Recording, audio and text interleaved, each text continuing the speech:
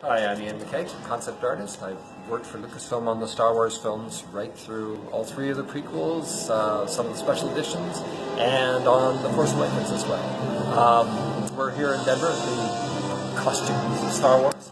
Let's take a walk through the gallery and see what I remember.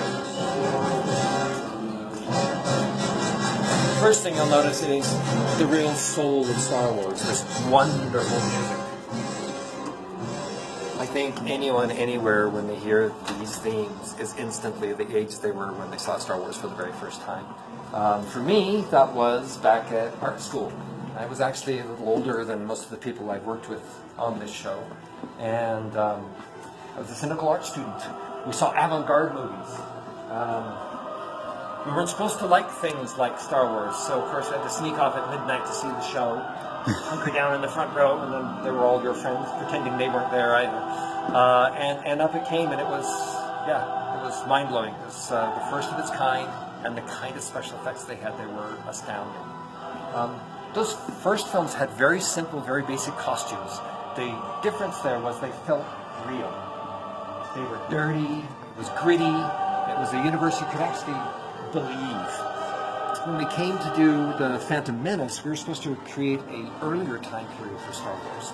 It wasn't quite that easy, because what do? Do you make it even simpler than simpler, or what?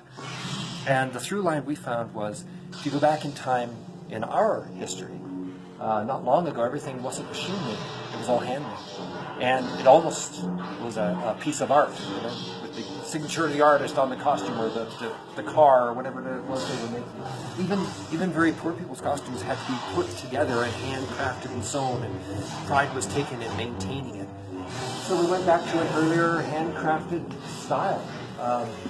This costume for Padme was actually my favorite costume I designed in the movie, and Tricia made us proud. But ILM came in and helped as well. I very often will just draw shapes and not know why I put them on there. For this costume, I've been out drawing plants and organic life forms, because that's where Art Nouveau comes from. I put these seed pods at the bottom of this costume and showed it to George. George saw them and said, "Ian, what are these?" And somehow I couldn't say, "These are seed pods, George." I went, "They're lights." He said, "Won't that be heavy? Weigh the..." No, George, these are lights. Then I called ILM and went, I need lights. No problem. And they sat down and designed things so light they practically float. And then they had to hide the cord as well to light these things, so there's a power cord goes around the outside of the hoop dress. So one more example of the differences between the job. It's all a relay race, right? I can draw this stuff, but then you actually have to make it real. And that's where the costume designers come in, and ILM and all these wonderful, wonderful collaborators come in. They take it and they actually have to make it exist in the real world. So, Darth Maul was probably the hardest challenge I faced on the Star Wars films, largely because the only other Sith Lord I knew was Darth Vader, and he was a man wearing a mask. And for years I tried to out-helmet Darth Vader, practically led to a breakdown. And finally I thought, oh, no, take it off, see what's under there. And about that time the script showed up and it said, Darth Vader, or Darth Maul, a vision of your worst nightmare. So here it is, this is my worst nightmare, right there. I used to think of that face pressed against my window, and it would be raining, so the red ribbons are stylized versions of the rain that would come down and distort that face. I showed that to George and he went, "Oh, too scary. Give me your second worst nightmare." So that actually ended up being the Darth Maul that we know. My second worst nightmare, I went to mythology. I thought, well, what is mythological evil to me? It's clowns. They scare the crap out of me. Darth Maul's my Bozo the Clown. But somewhere along the way, I also thought, what if it's not a man? What if it's a female? So this is my female Sith Lord. No, didn't make it into the Phantom Menace and went into that, Doug Chang called it the Wall of Shame, but it goes into the archives and it sits there in a big drawer for a long, long time. But a show like the Clone Wars, God bless Dave Filoni, came in and ransacked the drawers, went back through a lot of these designs, brought them back out as characters. So I believe a lot of these that actually appear now and have names and have histories that's another thing too, is that George doesn't give you a lot of direction or a lot of story when you're doing it. He wants you to show him what you think. And then his great talent is taking one of these, one of those, the head of this and the body of that, putting it together and making it all make sense. So you're encouraged to be a storyteller. You know, I like to think he cast you for who you are and what you do. And so we would make up a lot of tales that were or were not the actual true stories of these characters. But it really didn't matter. It just had to be there to help you create the design. Because that's the main thing about costume design. It's not just a covering, and it's not a cool thing you want to have in a museum. A costume is a frozen piece of story, right? It's the story of who you are. It's the story of what you're saying to the world, and what weather you're reacting to, and what your state of mind is in the repair and disrepair of what you're wearing. So if you know how to deconstruct a costume, it really is telling you a little piece of story about that character. So here, this museum has very cleverly rebuilt a version of the studio that we actually originally worked in. These are old style storyboards. We drew them and pinned them up on the wall pretty much exactly like they are here. George would come along and we'd see him go through and he'd be seeing that movie in his head, and he might stop and say, "Ian, what were you trying to do here?" And I remember it wasn't this scene, it was the one where Darth Maul comes flying in on his fighter and Obi-Wan is nearly cut in half right away before the fight even starts. And I said, "Well, you told me to make it fast, George, so, you know, I'd used all my tricks. That was fast." He went, "Fast?